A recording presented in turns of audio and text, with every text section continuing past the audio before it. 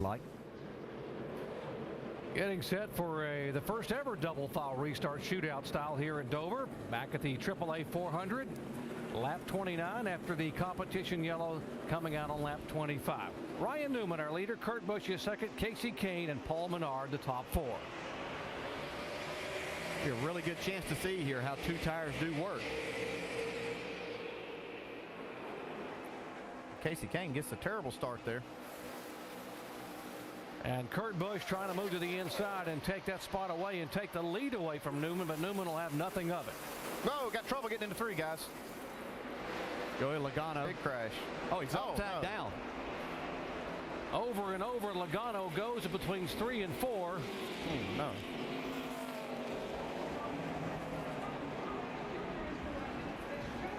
The car will come back to rest on all four tires. Heavy crash here on lap 32. See Robbie Gordon, Martin Truex, Reed Sorensen involved in this. I looked up, saw the 20 car on the apron getting into the corner. See the crew here, they're trying to see the replay. Now the window net is down. The drivers are told in the drivers meeting that if you are awake and alert, put that window net down so we know, the safety crews will know. There's the window net down on Robbie Gordon's car.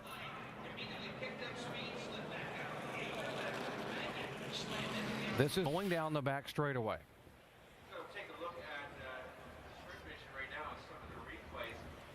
Really just kind of a stack-up effect. Like was one of them got on the brakes and kind of forced. Yeah, look at Tony Stewart just missing this crash. Man, here's where it really gets exciting. Man.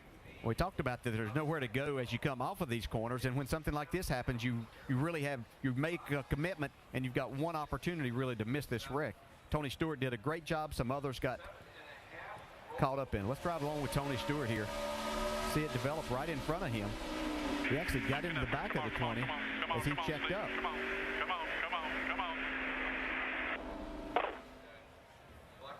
And you know it's going to be bad right here when he comes up in front of traffic. Reed Sorensen makes the impact. Scott Speed got a piece of it also.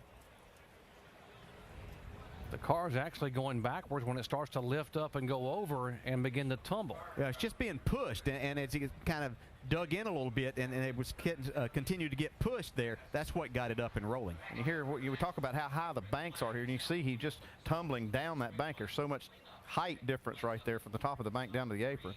3 stories the difference between the top and the bottom. 24-degree banks.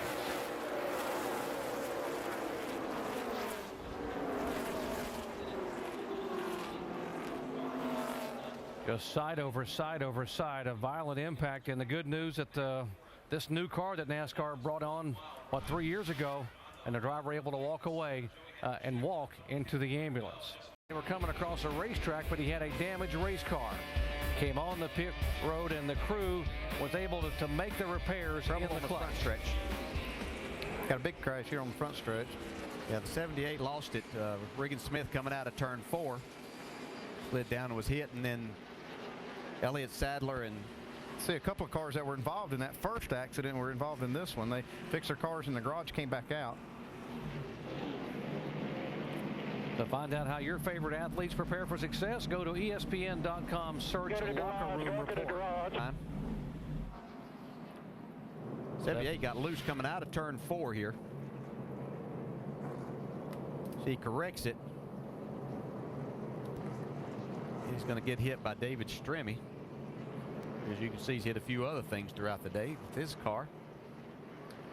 Now from Kyle Busch's onboard camera. Right in front of you, try and went the top. He went the top. There we go. Now let's see what Elliott Sadler saw. Shallow. Yeah, he kind of got forced down there. The car came on the outside of him, and Elliott couldn't turn to the couldn't stay up top. It looked like John Andretti didn't see this happening in front of those cars, and he was full speed around them, kind of forced Elliott down. Here's the 24 car of Jeff Gordon back. Mirrors. But there's 33 laps to go, and you know, if we have another caution and they bunch up and some of the leaders don't pit and he has a little fresher tires, it could really pay off. So I'll have to get back to you on that one, Doc. All right. I think he was running 7th when he came into the pits, and he's back to 8th.